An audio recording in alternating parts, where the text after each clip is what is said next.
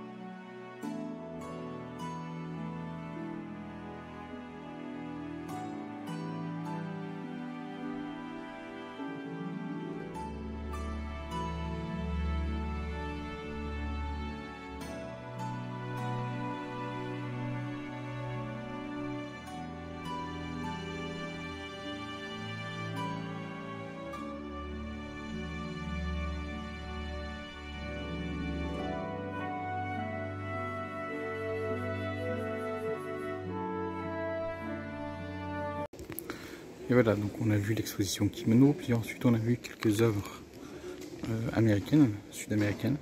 Et là je suis sur l'exposition de Anne Asner, qui est une artiste peintre américaine qui a vécu au Congo. Et elle est née en 1910 et décédée en 1967. Pour revenir sur le kimono, j'ai appris, parce que je ne savais pas, que ma robe de chambre en fait c'est une version simplifiée d'un kimono. Voilà, nous les robes de chambre modernes, c'est une version simplifiée des kimonos. Ça je le savais pas, c'était dans les échanges culturels. Voilà, j'ai appris pas mal de choses. Là on est sur la partie africaine du musée. Il me reste à faire donc encore une exposition qui est là-bas. Et puis ensuite j'irai dans la galerie Gervin pour voir l'exposition liée aux cultures australiennes.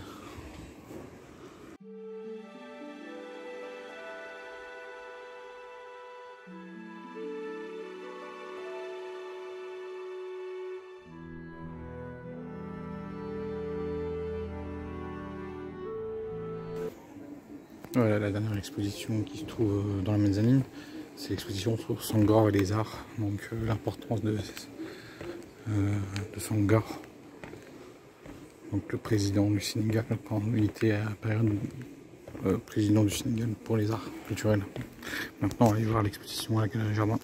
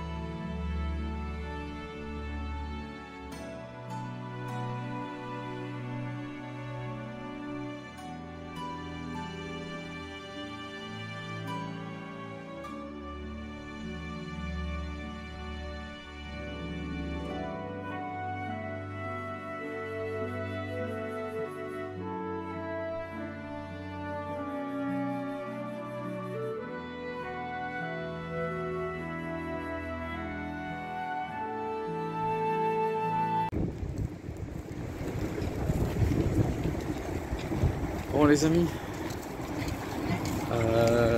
je suis resté très longtemps dans le musée du Quai Branly, je pensais pas rester autant de temps, 3 heures, plus de 3 heures. Donc vous avez pu voir en première partie l'exposition sur le kimono, donc l'histoire des kimonos de la période Edo jusqu'à nos jours. Donc voilà, on voit quelles sont les évolutions du kimono, donc à qui était utilisé le kimono, comment ça se composait, puis ensuite lorsqu'il y a eu l'ouverture du Japon, les transformations du kimono jusqu'à aujourd'hui. Donc ça c'était une exposition où je suis resté 1 heure. Ensuite on a eu la deuxième exposition avec cet artiste. Alors entre temps j'étais passé vite fait dans la partie américaine du musée, Amérique du Sud. Ensuite l'artiste américaine au Congo. C'était sur une période après la Seconde Guerre mondiale. Je crois une dizaine d'années d'après ce que j'ai compris. Ensuite Direction donc de l'autre mezzanine pour aller voir César Senghor.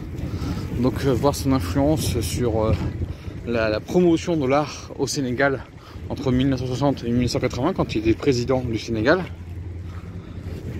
Là ce que vous voyez ça va être les travaux là, dans le cadre de l'amélioration de la qualité de l'eau de la Seine. Donc là c'est les travaux pour les JO ça. Et ensuite on est descendu Galerie Jardin. En fait il n'y avait pas une mais deux expositions. Donc la première que vous avez pu voir un peu étrange avec ces dessins tout ça compagnie, en fait c'est la Sunline. Donc ce sont c'est un récit des 7 sœurs en Australie. Un récit assez connu, c'est un récit populaire. C'est un peu comme l'Iliade pour le monde grec. Voilà, c'est le récit des 7 sœurs. Donc voilà, c'est-à-dire que les agencements de certains trucs, de certains lieux fait qu'il y a une histoire, toute sa compagnie. Donc c'est un peu ça. Et la deuxième partie c'était sur la photographie.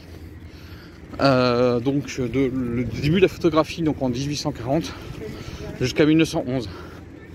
Et c'était pour montrer un peu comment qui photographiait. C'était pas que les Européens, il y avait aussi d'autres personnes, des Asiatiques, des Américains, des Africains qui faisaient de la photographie au moment de voilà, où la photographie est complètement explosée avec les daguerréotypes. Avec le côté, tiens ça c'est le Grand Palais au fond, avec le drapeau français. Et voilà, donc voilà, 3 heures dans le musée, c'est pas mal. Là, je vais reprendre le métro. J'ai plein de choses à faire cet après-midi, pour fin d'après-midi, parce que je dois préparer la journée de demain. Donc, ça sera la vidéo, vous verrez une semaine plus tard.